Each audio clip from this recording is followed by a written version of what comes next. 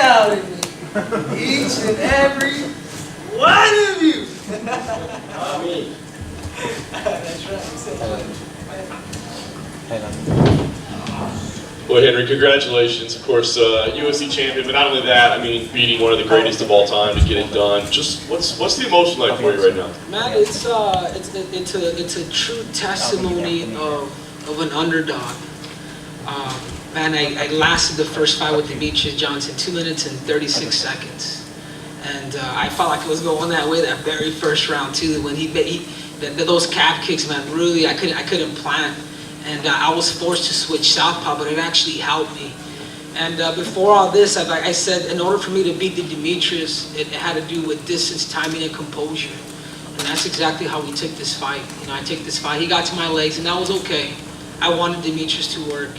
And man, this is surreal, man. This is surreal. This is a kid who grew up, who was born, 10 miles away from the Staples Center, the ghetto streets of South Central LA, to Mexican immigrants.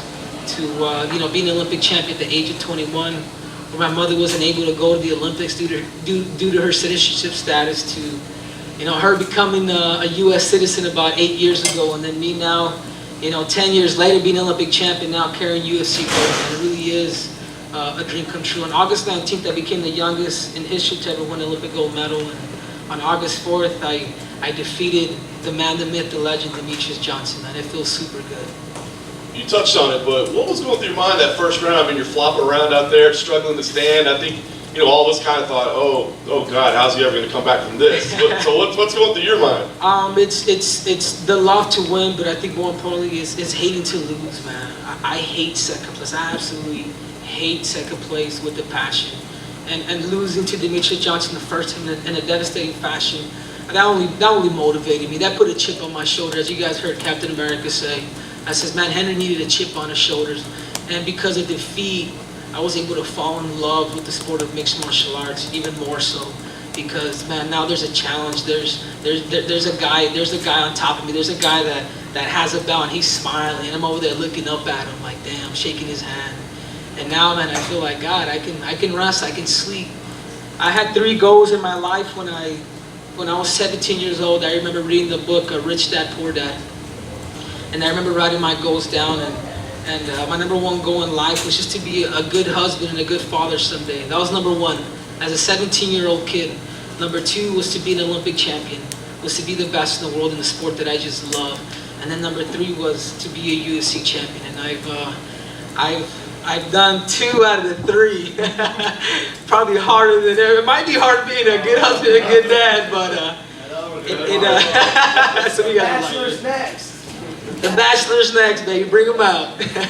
Henry, how good did it feel to go back to your wrestling over here, man? It's just to get back to your roots. Sorry? I didn't mean to. No worries. I just want to ask one last question if I could. Before you said that you wanted to, that you would grant Mighty Mouse a rematch if you beat him, because he is such a great champion. But afterwards, you immediately said, let's go up and do that. Give me an idea why you think the move up to 135 is the right move. Because, man, look, if you guys watch my fight, man, look how much bigger I am than Demetrious Johnson. I was watching the highlights. Look, I'm a tank, man. I can easily fill up into 135 pounds and feel good. And the other reason, too, they've always talked about TJ and DJ's super fight. They neglected Henry Cejduo in the promos. They neglected Henry Cejduo and practically everything. And I get it, because America's all about winners. And I get it, but now that I'm the winner, I'm asking, dude.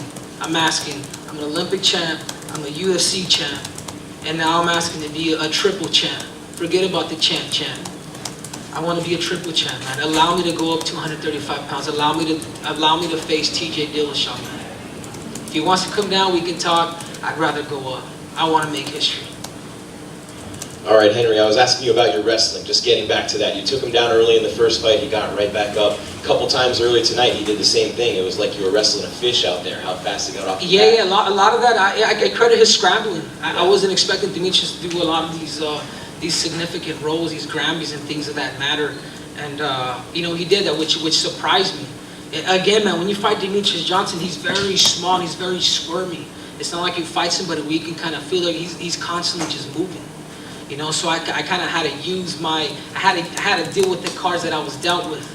and those situations I had to continue to keep mixing and making it awkward for him. And I noticed even with Demetrious, is the more you make him scramble, he gets tired. He gets tired, man. He's human. I said it before.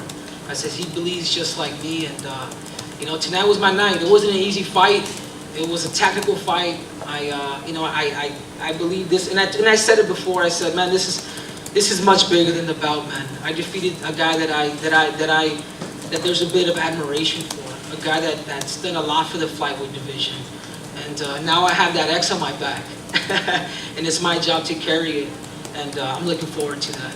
Yeah, and obviously that's something that, and a lot more options too for the wife maybe with that belt. But I wanted to ask you about what you did in your camp and the complete difference in your physique and everything that you've done with Neuroforce One, with the science and all that stuff to not only make you've improved every aspect of your game and then mentally slowing things down in there, but just everything in general to make a complete package and build a champion. And I said it before. I says if I can't be the best in the world, there's something wrong. I have the physique, I have the body, I have the intelligence. I'm fast, I'm explosive, I'm young, I'm cute. Some of you guys can laugh, and some of you guys are still sleeping though. I gotta wake you guys up. And you know, I decided to put science in the center of this camp, and I worked with the sports performance-based company, performance-based company called Neuroforce One, and they handled everything from my recovery to my nutrition, to my vitamins, to my proteins, and I'd never done this before.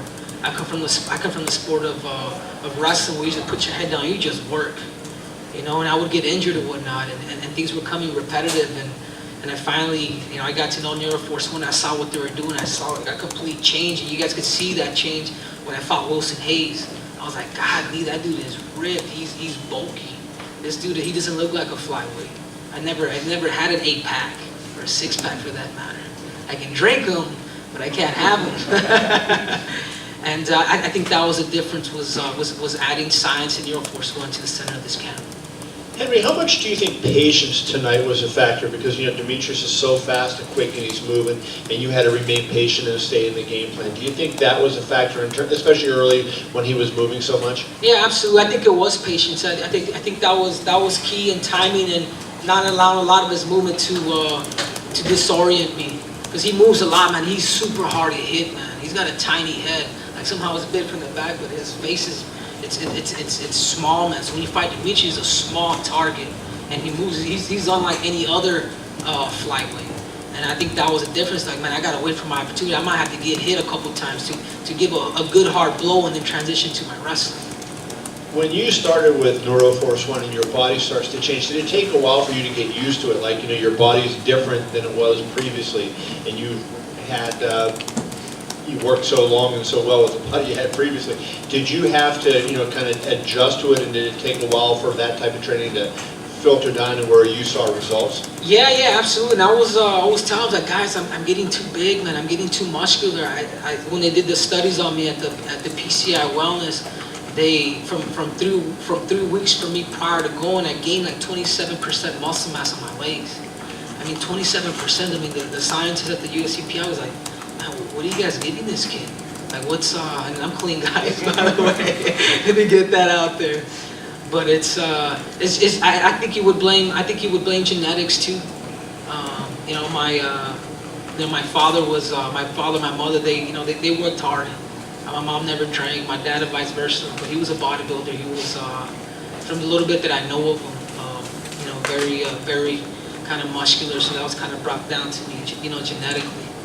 I just wanted to ask you a little bit about your personal background. Like, you know, you've gone through that. You wrote a book about all the things that happened to you, and all the kids sleeping in the bed, and your dad stealing the Christmas presents the 1 year, and all that stuff. But did you think of any of that? Because, you know, you had so many lows in your life, and you know, and starting in Los Angeles where you were born and going through your life. And did any of that flash through your mind tonight after Dana wrapped the belt around your waist, and, you know, you exulted in the win? Did you think of where you had come from and all the low, hard times you had had? Yeah, absolutely. And I always tell people, you know, we're poor in material, but we're rich at heart. I had a mother who was very religious growing up, and she had the attitude of no excuse, and she never allowed us to play the victim role. We were always challenged by my brothers and sisters. it's different because I'm a son of immigrants. The way you grow up, it was different. And I was telling these stories with these guys. I remember when I was a kid, and I never felt embarrassed. I remember going with my mom to the store, and we would go shopping for food. And I remember we would come back, and I would literally walk with her like the whole time. And this is in the middle of the city, you know, with a shopping cart just full of food into our apartments. And I never really felt embarrassed. I've always felt like, man, this is my mom, this is my family. And I've always taken a lot of these methods from the day I was a kid until now. You know, and it's just awesome to be able to see what hard work, what dedication, what the mindset of an immigrant can do to a kid, a son of immigrants, to the starter, man, to being on top of the world again, to shocking the world 10 years later, man, from the age of 21 and now 31, you know, beating the pound for pound best fighter in history. Henry, coming in, first thing you said when you came into the press conference here, you all doubted me. Every single one of you doubted me. How much more sweet is this victory to you, knowing that you were pretty much considered coming in the afterthought? Yeah, I think it's life, man. It's life. This wasn't. I've always saw it this way because I believed in myself. This wasn't David versus Goliath, man. This was David versus David. That's the way I saw it. I know a lot of you guys saw, you know, David versus Goliath or somewhere along those lines. But I had a team that believed in me. I believed in myself. The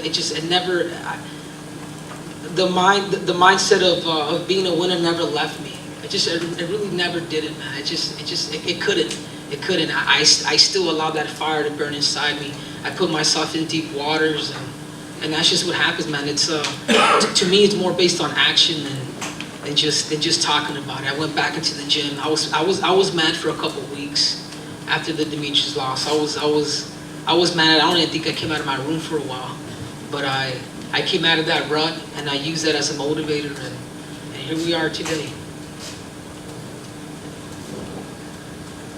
I'm here from Colorado Springs. I'm just curious, you know, moving there at such a young age and kind of essentially becoming a professional athlete at that age, how important was it to have this next step? So you had something to transition to after you had dedicated so much to wrestling. I did, and I think that's what the sport of mixed martial arts does. A lot of people may be watching this and they still may think it's human cockfighting, but man, this sport is a sport, man. It's given me a way it's given me a livelihood. I'm able to have a house, a car, and as you guys know, a lot of Olympians now, you know, being number 2, being number 3 in the world doesn't get you paid. A lot of these guys are living minimum wage, and what the sport of mixed martial arts does, man, it gives me opportunity. 6-7-figure paydays, man. This is awesome. At 125 pounds, you don't have to be Mike Tyson. You know, I'm doing this at 125 pounds, and that's beautiful. Henry, right here. As a Hispanic American, it's been since King we haven't had a champion. What does it mean that you're the face of the Hispanic market now in the UFC? I think so, man. I may not be that, probably not as cute as De La Hoya, but it feels good. It feels good. It feels good to carry that torch, man. It really does. It feels good to. I'm a blessed human being, man. I'm a very, very prideful American, and also my heritage, man. I could never forget it, man. I just can't, man. I love Mexico. Actually, after this fight, I'm actually heading out to Cancun and relaxing and enjoying the people and the food and everything else you guys want to know about. Henry, you were a little bit reluctant a couple days ago to talk about like fate and destiny being at play, but in your heart, did you truly believe, even back then, that this was going to happen, and do you believe that now? Yeah, I mean, you in your mind, you premeditate these moments of you know, strapping that belt around your waist, you know, and it could be a lot easier if it wasn't Demetrious Johnson, you know, because that goes through your mind. But I've always saw him as a challenge. I've always saw him like, man, I have a bit of admiration for that guy. You know, it's like it was beating Demetrious Johnson was much bigger than this UFC belt, man. This is something for sports. This is something that this guy's been dominating the weight class for years. Before Demetrious Johnson before I ever started the sport of mixed martial arts, he was already champ. Before I even ever fathomed about joining the UFC, he was already the champion. You know, and that guy motivated me. That defeat just made me stronger. Yeah, Henry, when you were up there, the decision was being read. Were you worried at all? It was a pretty close fight. Yeah, I felt like it could have gone either way. I really did, man. If they would have gave it to Demetrious, I'd have been like, damn. It could have gone either way for sure, man. And I'm a very honest and humble human being, but I was just happy to hear I knew. Just one more thing, close fight. Demetrious was a champion for a very long time. I know you want to go up, but would you be willing to give him an immediate rematch? Yeah, absolutely, man, absolutely. And I want to talk to the UFC about that. He would deserve it, but like I said before, man, TJ has always thought about going down. And I'm saying, hey man, it's no more DJ, man. It's Henry Cejduo, and I want to go up. Let's do it, man. 135 pounds. I'm willing to challenge the champ. Thank you guys. Hey, do you guys know about the bonuses? Did I get one or no? Or I wasn't cool enough. All right. Thank you guys. Is this my hat too, or is this just for display?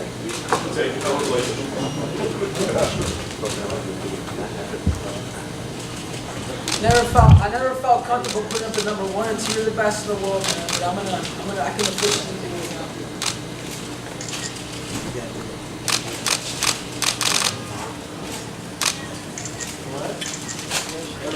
What?